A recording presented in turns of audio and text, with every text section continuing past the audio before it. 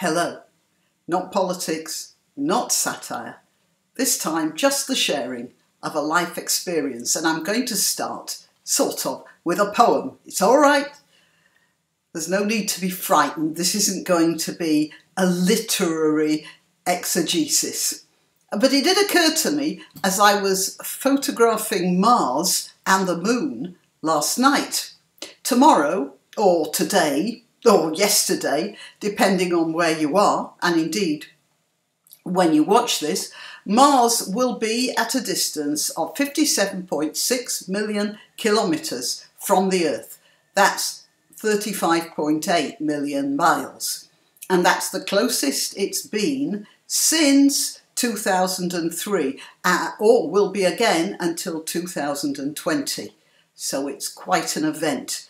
And in the middle of all of the problems of the world, my recent harangue about inheritance tax, the awful troubles in the Middle East, the demographic decline in Japan, President Maduro, we are, as one subscriber reminded me, under stars that proceed in their way, pay no attention whatsoever to our little squabbles and petty quibbles, and swing past us in a great universe which is entirely oblivious to our posing and triumphs and miseries.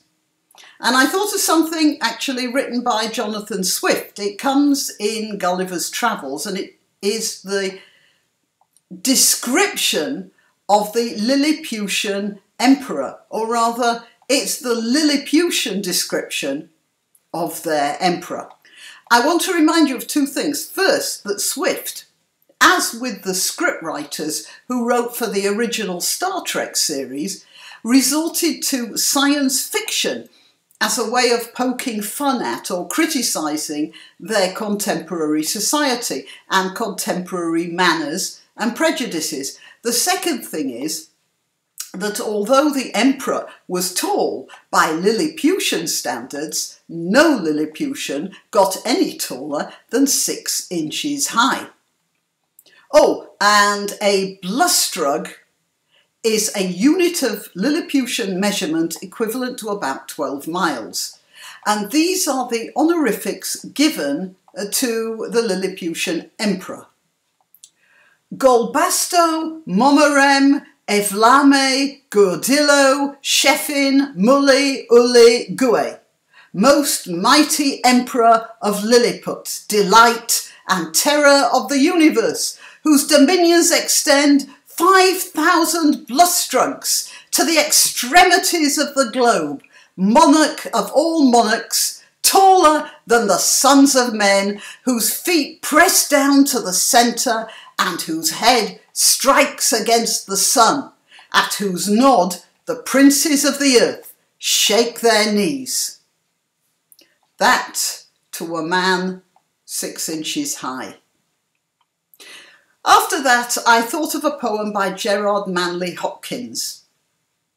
You might not have heard of him. He was an English Jesuit priest who lived during the 19th century and spent his time, or spent his adulthood anyway, being utterly miserable as a homosexual who could not only not speak the name of the love, but could not even acknowledge it to himself. Which is ironic, considering that he wrote several poems celebrating the diversity of nature. Anyway, these are the first 3 lines of his poem, The Starlight Night.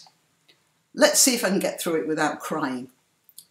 Look at the stars. Look up at the skies. Oh, look at all the firefolk sitting in the air, the bright boroughs, the circle citadels there. Isn't that beautiful? And I wanted to tell you about an experience I had years ago when I went to a drive-in in California. I went to see The Good, the Bad and the Ugly. I said it was a drive-in. I didn't say it had the most recent films. Anyway, it was a good film and I didn't mind seeing it again. Most of you will know the film, The Good, the Bad and the Ugly, but One or two might not, and a quick sketch of it is that it was a spaghetti western made in 1966 by Sergio Leone and starring Clint Eastwood, Lee Van Cleef and Eli Wallach. It was set during the American Civil War, and at about, probably the early or mid 1860s, although it's not absolutely clear. It could have been during the New Mexico campaign in 1862. But you could say that the American Civil War really was the true birth pangs of modern America. And Eastwood plays a character known only by the nickname given to him by Eli Wallach, who refers to him as Blondie. On his way to dig up some Confederate gold, which was buried in a military cemetery, Blondie's progress is halted by a battle which is going on between the Union and the Confederate armies for control of a river bridge. It's one of those First World War type battles, impossible to win, with one side getting a few feet forward on one day before the other side does the same thing the next day, but on both sides at great cost to human life. The wounded and dying Union captain is despairing in his last hours about the fact that he cannot retreat and his men are being killed for no good reason. He wishes that someone would just blow that damn bridge up. A bit later on, Blondie does blow the bridge up, whereupon the scene cuts to a close-up of the captain who smiles and then dies. That scene has a special significance for me because while I was watching it, I became aware of a star in the black sky above the cinema screen. And I realised at some point that the star had been moving from somewhere over the right side of the screen to about the middle. So it was sort of almost over the screen when I was watching this scene. It was going much too fast to be a star or even a planet, and yet it was going far, far too slowly to be an aircraft.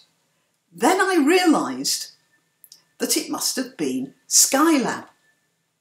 And I was being treated to an artistic representation on the screen of a time when the young America was ripping itself to shreds in blood and body parts and gunpowder, while overhead I could see the physical reality shining in the sky of what that country had achieved in just 100 years. It left a very profound impression on me, and I wanted to share that with you. Oh, and I have something else to say.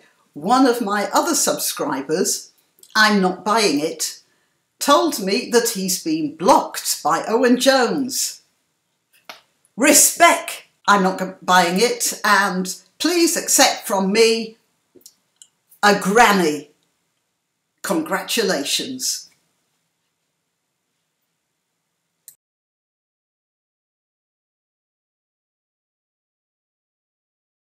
I'm very grateful for financial contributions, but if you don't want to give money, you can still help a lot by sharing this and other videos I've made. Also, remember to check your subscription from time to time, as sometimes subscriptions get erased for one reason or another. Till next time.